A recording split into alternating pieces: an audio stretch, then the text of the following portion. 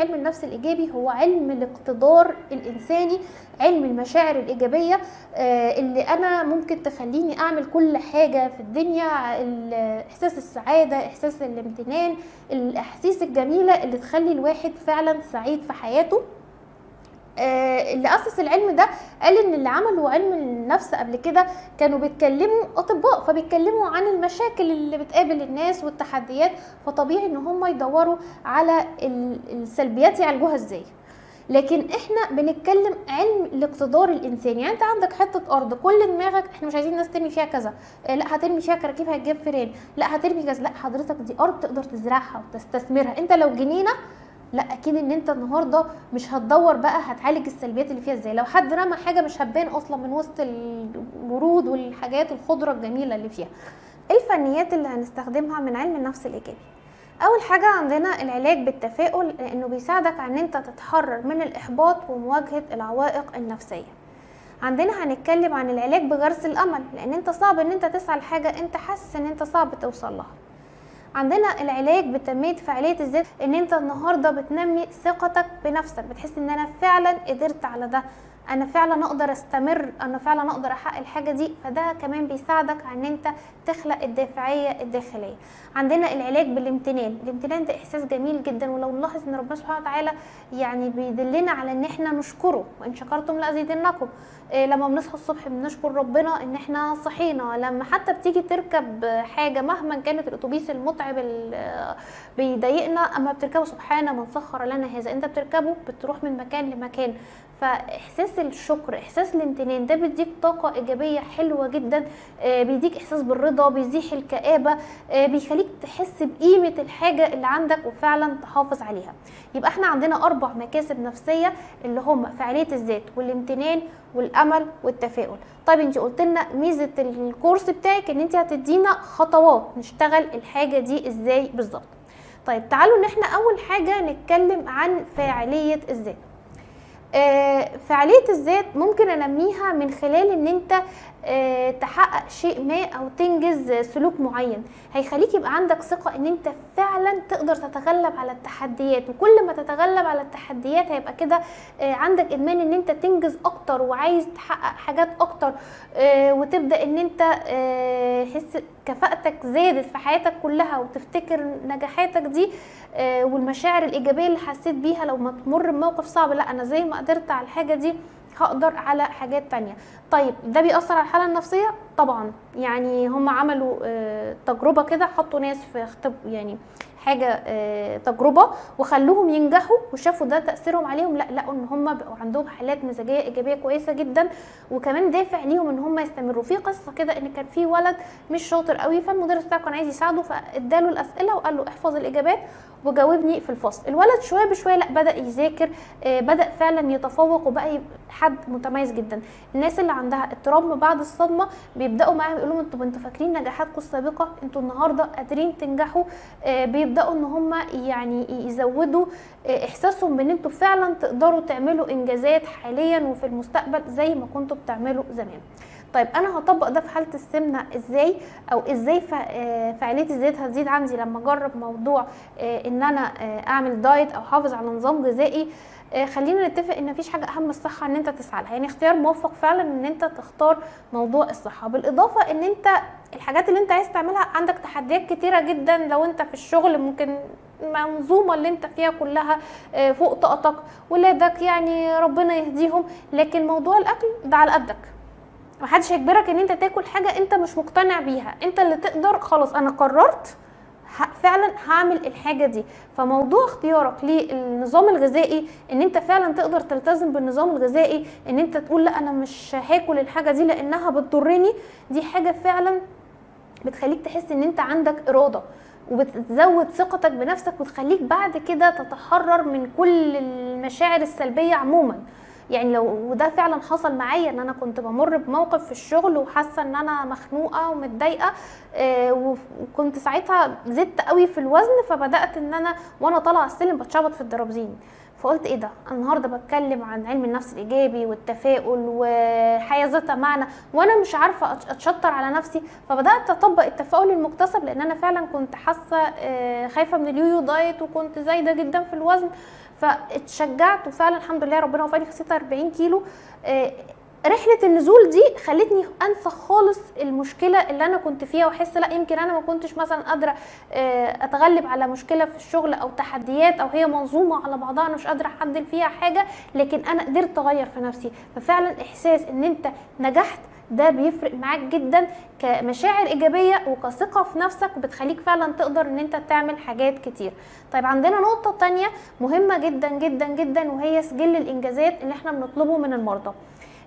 يعني احنا ما بنبدا بيبقى فيه انجازات صغيره، بس الانجازات الصغيره دي بتوصلنا لحاجات كتيره. يعني انت مثلا النهارده قابلك تحدي معين اتغلبت عليه، ممكن تكون مثلا مجرد ان انت كان بتاكل وعايز تاكل كميات كبيره وما بتشبعش، بقيت بتشبع من كميه بسيطه، ممكن يكون مفيش نزول في الوزن، بس انت حته الفجعه اللي كانت عندك دي راحت، اعتبرها ان هي حاجه كويسه. فبنطلب من الناس حاجه اسمها سجل الانجازات، يكتبوا كل شويه 3 حاجات: انجازات نفسيه، ان انا النهارده مثلا بقيت مصدقه ان انا قادره التزم، انا ما كنتش مصدقه نفسي الاول لكن دلوقتي بقيت مصدقه. ممكن مهارات حياتيه، حاجه اتعلمتها ليا من الزمن، انا عرفت مثلا ان انا ممكن بدل ما اكل العيش ده انا ممكن اكل العيش ده حلو جدا وكويس قوي. ممكن حاجات انجازات صحيه بقى اللي هي نزول الوزن، تحسن في التحاليل، الحاجات دي كلها، وبتكلم على فايده الانجاز ده. لما اقعد ارص انجازاتي كده ده بيخليني ان انا يبقى عندي دافعيه عايزه اكبر الانجازات اللي انا عملتها، مش هستقل ابدا بالحاجات البسيطه اللي انا وصلت لها. طيب عندنا الحاجه الثانيه اللي هي العلاج بالامتنان، وزي ربنا سبحانه وتعالى بيقول لئن شكرتم لازيدنكم. لما بنشكر ربنا بنحس فعلا بالقيمه الكويسه اللي احنا فيها. الانسان ايه يعني زي ما ملاش عينه من التراب، دايما حاسس كده يا ده انا صحتي صعبه، ده انا حالتي مش كويسه، ده انا رحت للدكتور. يقول لك يا عم افتكر غيرك، طب ما في حاجه، ما تشكر ربنا على اللي انت فيه. يعني اشكر ربنا على الحاجه الكويسه اللي انت فيها، ومهما كان انت الحمد لله ان انت ما بدات نمط صحي دلوقتي احسن من بعد كده.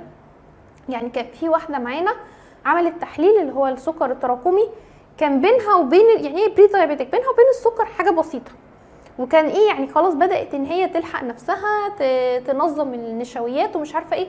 فقلت لها انت تصلي ركعتين شكر، انت كنت داخله على مريضه سكر، انت كنت والله اعلم بقى يعني ممكن يوصل معانا لايه، وانتوا عارفين ان هو يعني بيسبب امراض كتيره.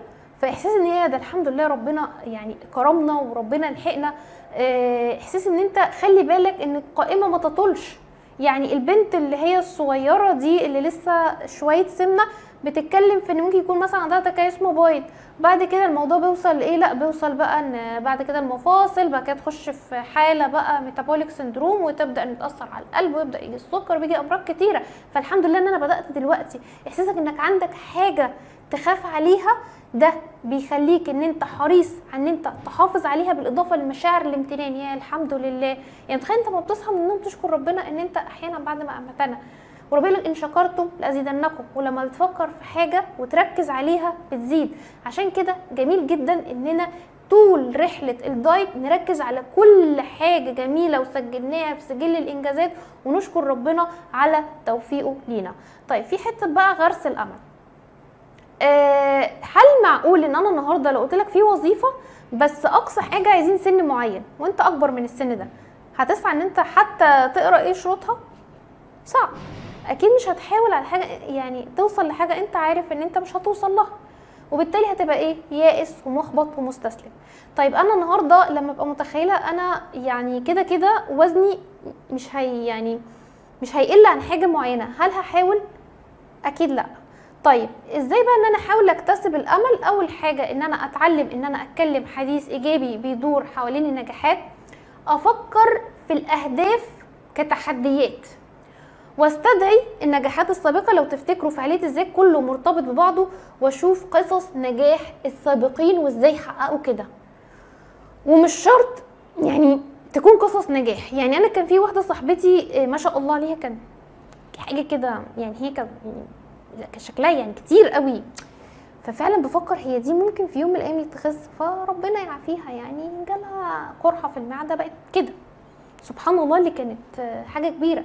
ففعلا لا، كل واحد ليه ظبطه، يعني انت اعرف كده سبحان الله، يعني ممكن ان انت فعلا توصل للوزن ده، وده يعني ربنا مخلي هي دي طبيعتك. فاحنا عندنا اكتساب الامل ده مهم جدا عشان تحاول. طيب بالنسبه بقى لمريض السمنه، ازاي هقول له حاجه زي كده؟ خلينا نتكلم كده كناحيه ان انت النهارده عارف ان الاشخاص في ناس اوريدي عندها ميل للنحافه، ان هي اما بتاكل ما بيبانش عليه، ده بحسب هرمونات البناء، يعني هل بيبني دهون وعضلات ولا لا. في ناس ما شاء الله زينا معظمنا مطرح ما بيسري يمري، يعني لو شويه اكل زياده يبداوا على طول يتخزنوا لدهون. طيب خلاص كده الموضوع انتهى؟ لا، خليك فاكر القصه بتاعه الكوبايه وبرميل، دي بتاخد 5 لتر مثلا، كوبايه كبيره او طبق، وبرميل كبير بياخد 50 لتر.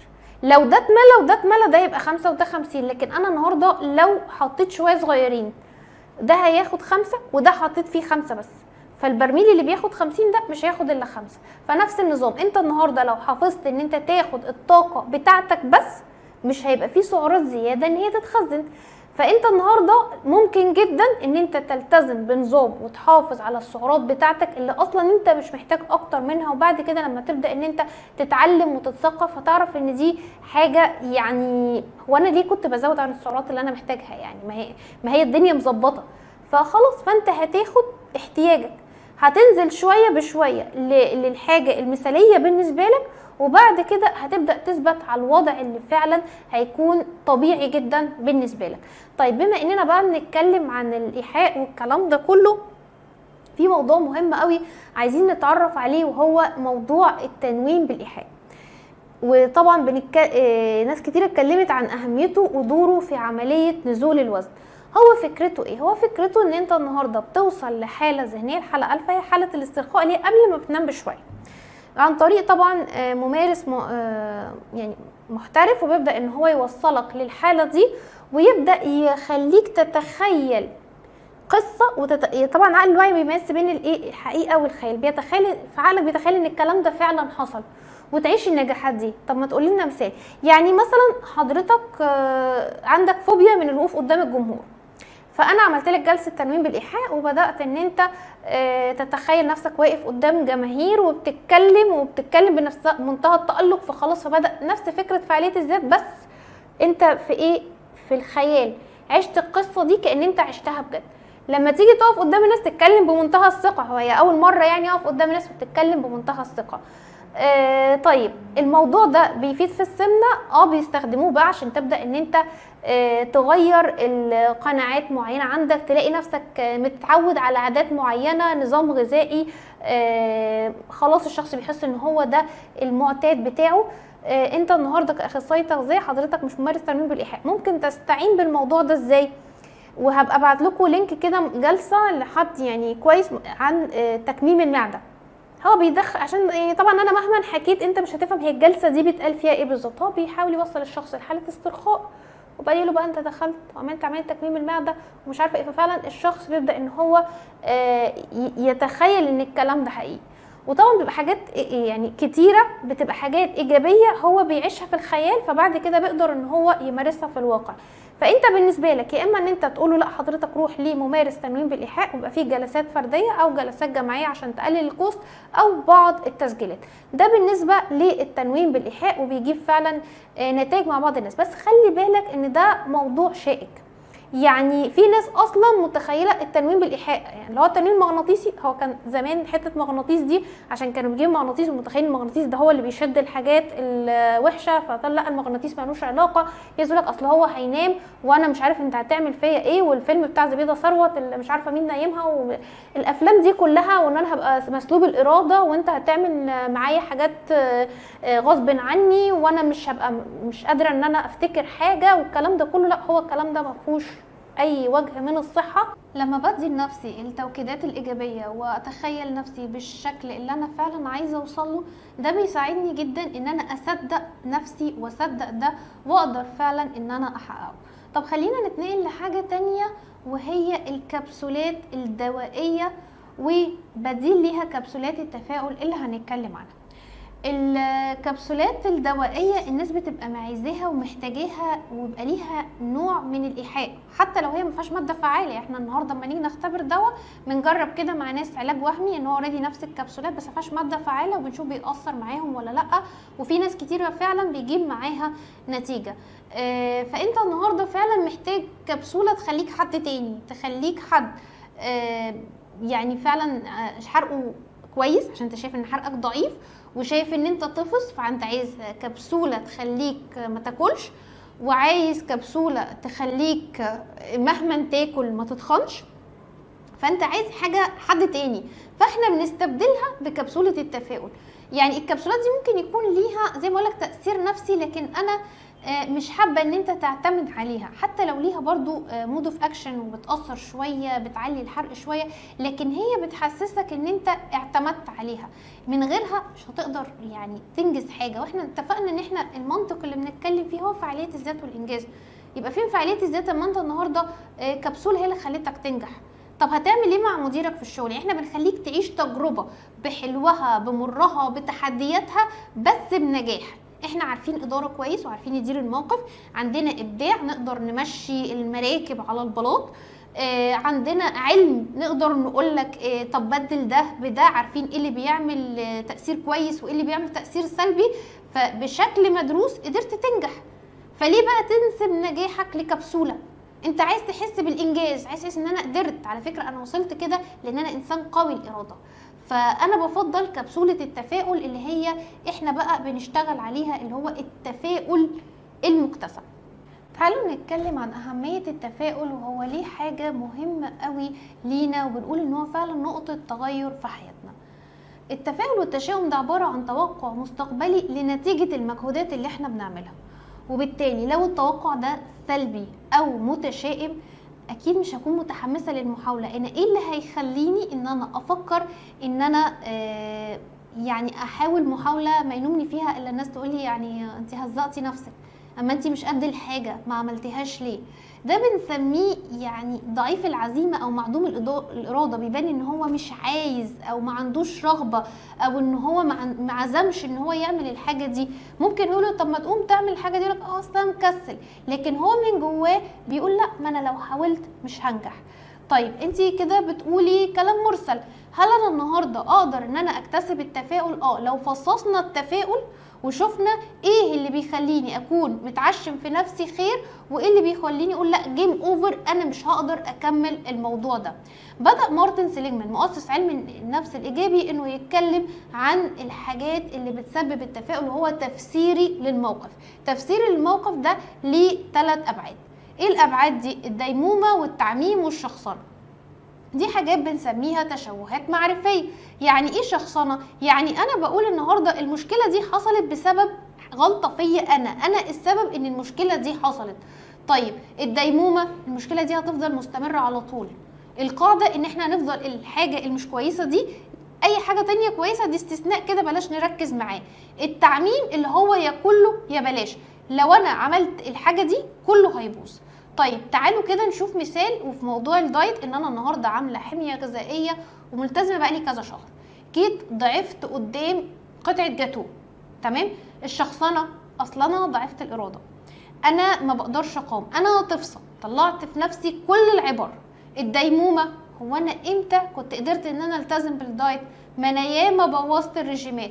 التعميم بقى ان هي حته الجاتوهيه دي هي اللي بوظت الدايت، مش حكايه بقى خلاص مش مشكله ما انا اكمل. طب قطعه الجاتوه مش لازم اخد معاها بيبسي بقى وابوظ الدنيا، لا كفايه، لا انما انا ما عممت، لا الجاتوه الدنيا باظت. فبالتالي بدات التفسير التشاؤمي للموقف ان هي خلصت كده جيم اوفر، خلاني ما اكملش. طيب هو مارتن سيليجمان بيعتمد على اسلوب في العلاج المعرفي السلوكي اسمه ABC اللي هو الاكشن. الموقف اللي حصل بيؤدي ل ان انا بشوف القناعات اللي عندي، القناعات دي بتخليني يبقى في دماغي تفسير للموقف، وبالتالي ببدأ ان انا افسره بشكل معين. فانا بشتغل على الموضوع ده ازاي؟ بشوف القناعات البيليفز اللي عندي وابدأ اشتغل عليها، افندها. يعني ايه افندها؟ اقول الكلام ده مش صح. طب ازاي الكلام ده مش صح؟ في كذا طريقة، زي مثلا ان انا اشوف ايه الدليل. ايه الدليل ان انا ضعفت الاراده؟ ما انا بقالي كذا اهو شهر ملتزمه. او ان انا اقول طيب ايه مثلا الاثار اللي ترتبط على كده، مش مشكله، الجاتوهية مش مشكله.